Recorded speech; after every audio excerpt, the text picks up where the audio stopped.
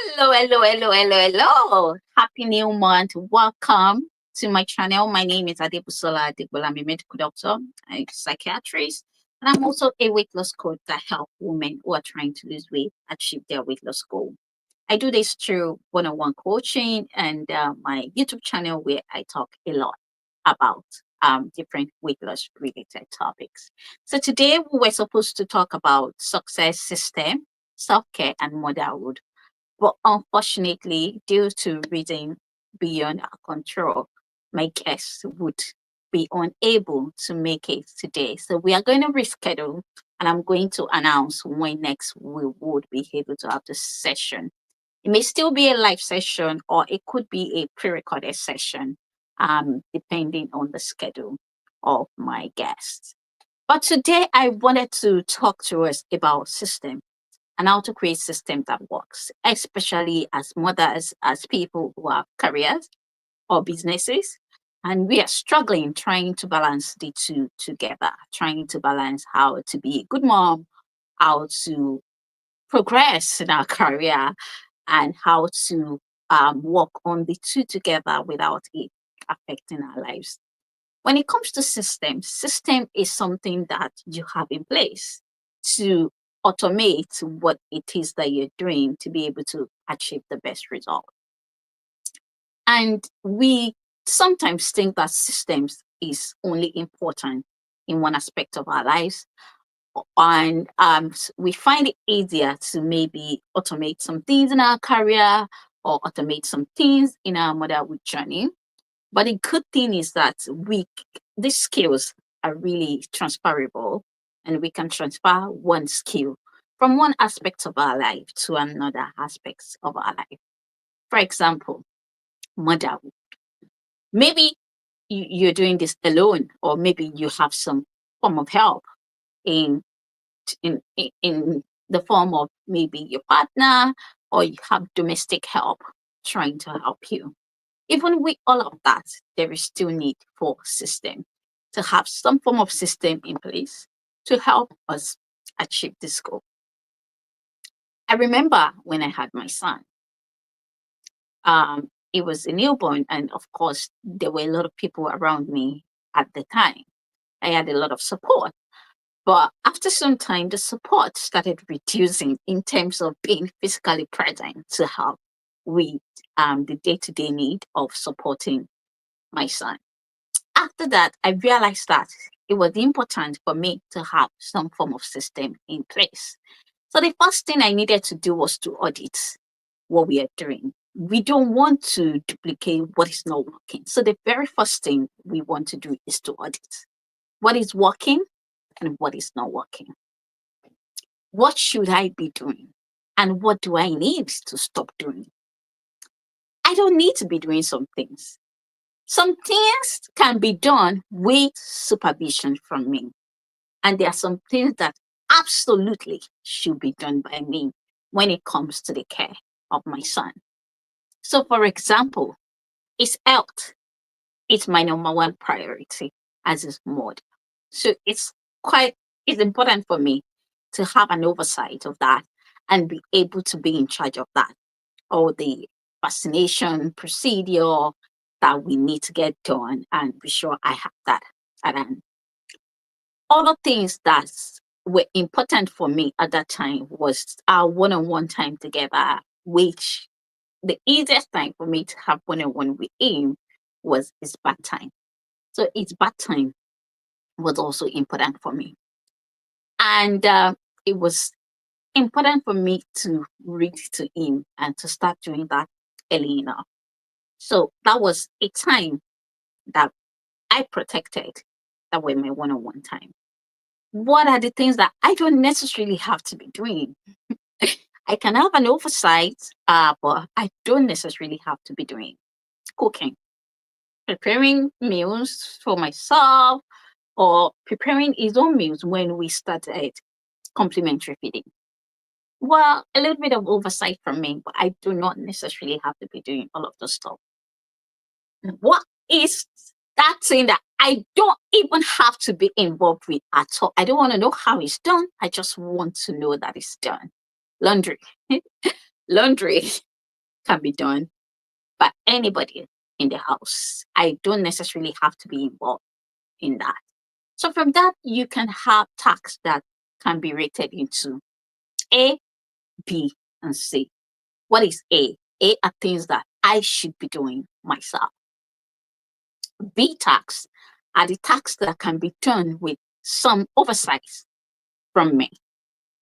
And the goal is that we want to gradually move the B tax to the C tax. I actually learned this from Danielle Canty.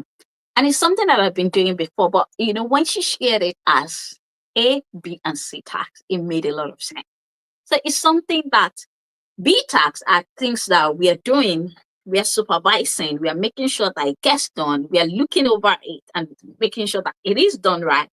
But ultimately, the goal is to turn those B tax into C tax. And C tax are things that can be done with zero supervision from you.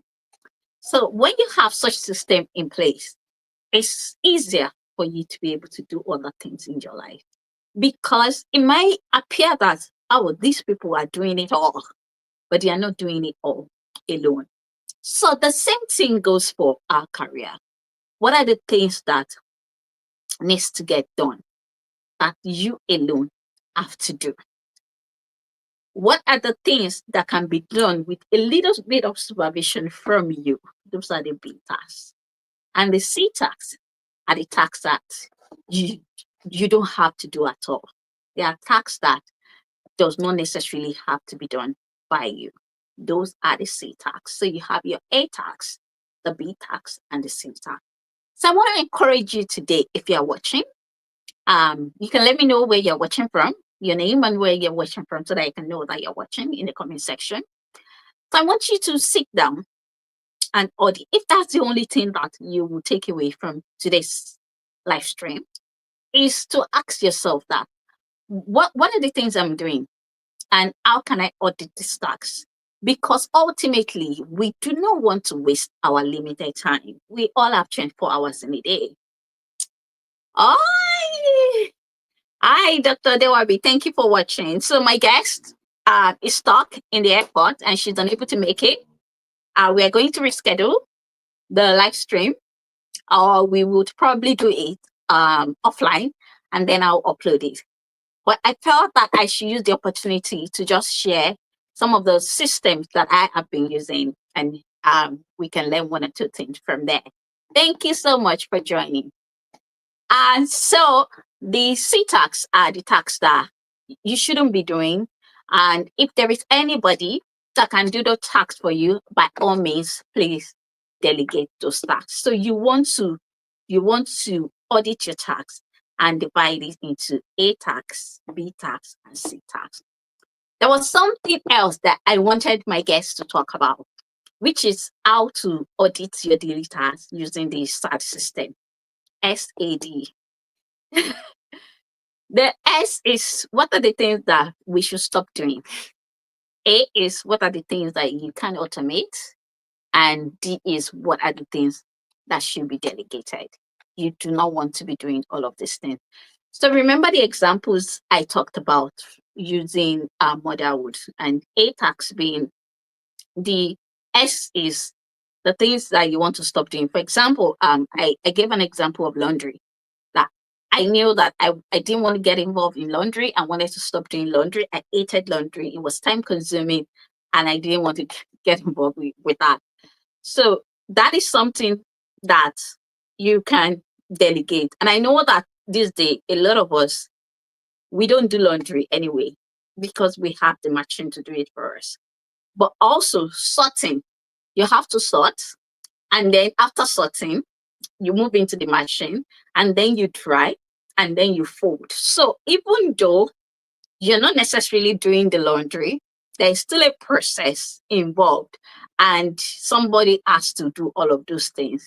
So you just need to ask yourself, what are the things I need to stop doing? What are the things that I need to stop? What are the things that I can automate? And what are the things that I can delegate? So for example, why do you think I'm doing this live video? Because I know that editing is insane. Editing is hard work. And I want to limit my editing time as much as possible. I don't want to have to edit this video. And that's why I'm doing it live. Because once it's live, we've had our conversation. We don't need to edit. There is no time to edit it anyway.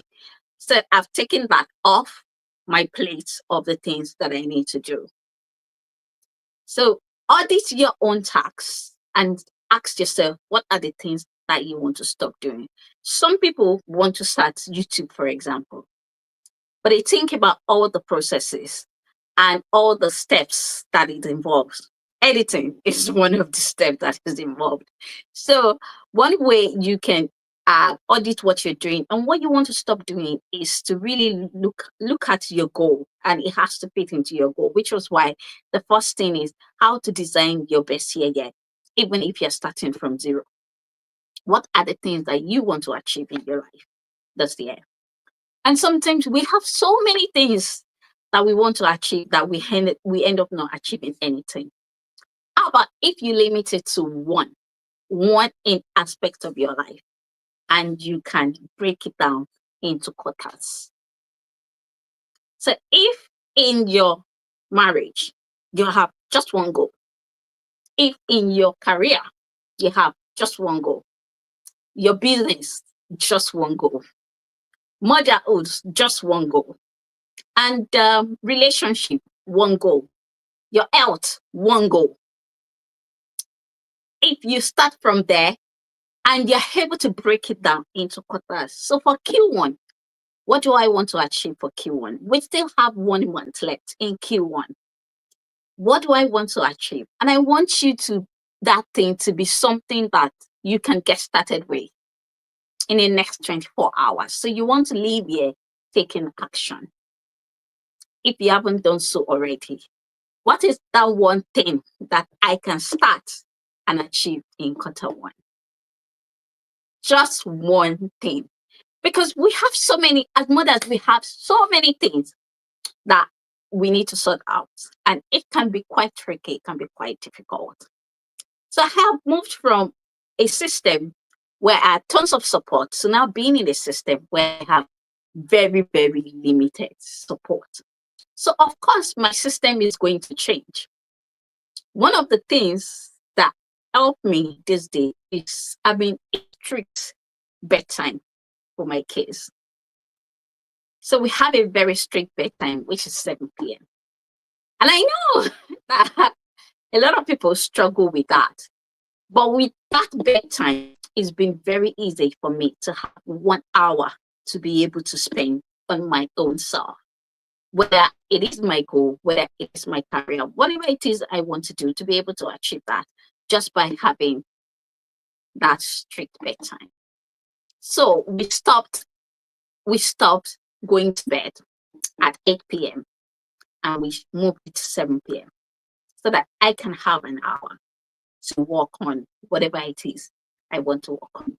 Career, business, whatever it is. So do an audit. You need to do an audit and be able to identify what's going to work for you and what will not work for you. The next thing that my guest was supposed to talk about is how to incorporate self-care into your daily routines. I remember reaching out to her at one point because I was very busy. I had a lot of things I was doing. I was doing a very stressful job. I was preparing for exam and I had so many things. And I was asking her that self-care really is good for me. Sometimes I am so tired at night. I just want to land in my bed. I don't even have the energy to clean the place or anything. And I was expecting her to say, oh, you just have to encourage yourself, do your best, and make self-care a priority. But what she said was a game changer for me. And she said, if you're tired, rest. When you wake up in the morning, you can do all the things that you need to do.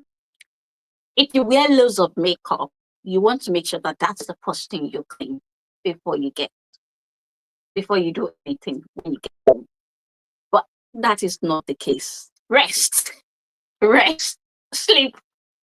And then when you wake up, you can do all the routines that you want to do. you can do all the things that you want to do. And for me, that was life changing. And it made it easier for me to be able to be consistent, guilt free, be able to achieve the things that I want to achieve. So you just need to know, for example, what is self care for you? What's your own definition of self care? So for me, eating the right kind of foods is self care for me as an individual. Trying to drink 3 liters of water a day is self care for me because it means that I am prioritizing my health, pardon me, over any other thing. So self care is not until we say, oh, I'm going to the spa, I'm going to book an hotel, or whatever lofty thing that we categorize as self care. Self care is you being able to pour into your own cup because you cannot pour from an empty cup. So you have to fill yourself as a mother before you can even help anybody. Before you can be there for anybody. So really it is something that we do for ourselves for the purpose of looking after our body and our mind. That is self-care. So 10 minutes journaling in the morning is self-care. 10 minutes having a diary to write out your thoughts or what has happened or plan your day or plan your life is self-care. Prioritizing yourself and saying no to every other thing that may want to derail you from your goal is self-care. That's my own definition of self-care. Being able to prioritize, being able to say, these are the things that I want to do to look after my body, look after my minds. Every other thing is extra. Every other thing is extra. So we have to have a way of incorporating that into our daily routine. And it all boils down to you having at least 1 hour to yourself every day. Is it in the morning? Is it in the evening? I know somebody that said, oh, I'm not a mother until 6:30 in the morning. I wake up at 5 a.m., but I'm not a mother until 6:30 in the morning. So the first 30 minutes of my day is for me and me. Some other people, that's really unrealistic. And they don't have that time to carve out in the morning because there's so many things to get done. And maybe there is no domestic help. Just, splitting tasks and roles with their partner. So maybe you have evening to say, okay, I'm no longer a mom after 7 p.m. I'm no longer a mother after 8 p.m. I've got to spend this time on myself. I have to create this time on myself and start working on these goals 1 hour a day. Or maybe 1 hour a day is even really, really realistic for you. And you don't even have that 1 hour a day. How about 1 hour every other day? 1 hour every other day. There is power in compounding, the compounding effect of every little things that we do every day. Every small thing that we do our best to achieve every day goes a long way. Trust me. So even if it's 1 hour every other day that you're able to give to yourself, that you're able to sacrifice for yourself, is it for professional development? Is it how to be a better mom? Are you reading a book or are you creating bonding time? Or are you working on how to improve your relationship with your partner? Or are you working on your business and you want to learn something about your business? You want to learn one behind the scene, one process. You want to master one task. Or do you want to apply for a grant? Do you want to apply for a fellowship? Do you want to enter a competition and boost your CV? What is that one thing that you plan to do that can get done by carving out 1 hour every other day for yourself if you cannot carve out 1 hour every day. But I want you to ask yourself today, right now, as you're here, because I want you to take action. Because I want you to set goals and intention that will move the needle going forward. Something that is achievable, something that you can look back on at the end of December 2025, and you can boldly say that I was able to achieve this one thing. What is that thing? And what's the first step that you need to take to achieve that goal? So you are not only writing the goal, but you're also outlining the first step that you need to achieve that goal. I want you to write it down and I want you to take action because this will help you to focus on what matters most in your life rather than the daily routines of doing the dishes, grocery shopping, meal prepping, doing laundry. These daily routines, that never ends and that will never end and that you probably not get any reward for over something that can really move the needle, whether in your life or in the business. I hope we've learned 18 or 2. We're probably going to pre-record a session with my dad and then I will upload and let you know when the video is live. So thank you so much for joining me today. I will continue next week with a YouTube video on health and well-being. We'll probably be talking about 1 meal a day diet. For those of us who gained a lot of things from intermittent fasting, I've had some requests to talk about 1 meal a day diet. And that is definitely what we are going to be talking about next week. 1 meal a day diet is an important diet. It works similarly to intermittent fasting, really. So essentially, you're fasting for 23 hours and you're eating within 1 hour. But how to go about it, the kind of food you should eat to get the maximum benefit from a 1 meal a day diet, we will cover next week. Until next time, stay fit and healthy. Bye for now.